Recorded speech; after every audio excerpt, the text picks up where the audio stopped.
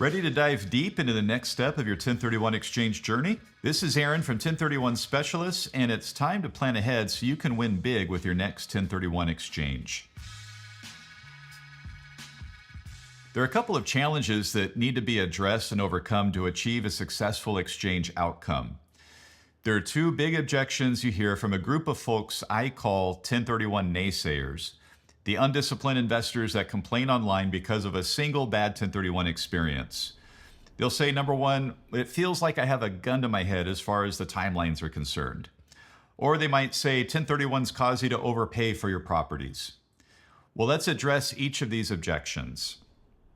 The main challenge with 1031 exchanges is the limited amount of time you have to find and close on a replacement property.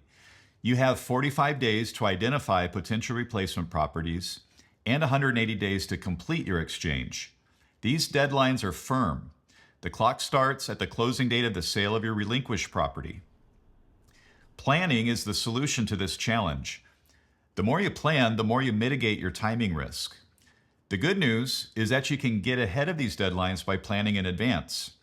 So before the 45-day clock starts, you can have an agent or broker shortlist 10 properties for you.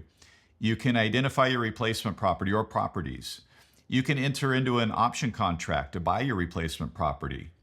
You can put your target property or properties under contract. In fact, you can write offers on as many properties as you like before day 45, even before your sale property closes. And you can also do a reverse exchange. You have options galore, options that allow you to get ahead if you put in the work prior to the exchange clock even starting.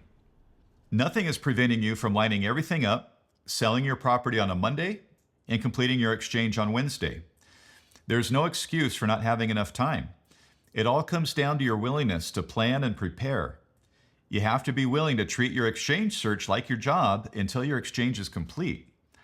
Now, I recognize that finding a replacement property is a lot of hard work, but consider the alternative. The alternative is paying up to 40% of your gains to the U.S. government. Pay this tax and you're poisoning the well of tax-free compounding. As the late great Charlie Munger said, the first rule of compounding, never interrupt it unnecessarily. So why not decide to do the hard work at the front end and let your wealth compound tax-free? I trust by now you've decided you're going to work hard. So let's talk about working smart. There's conflicting information online about this topic, so allow me to emphatically and categorically state the fact as it relates to disclosing you're a 1031 investor.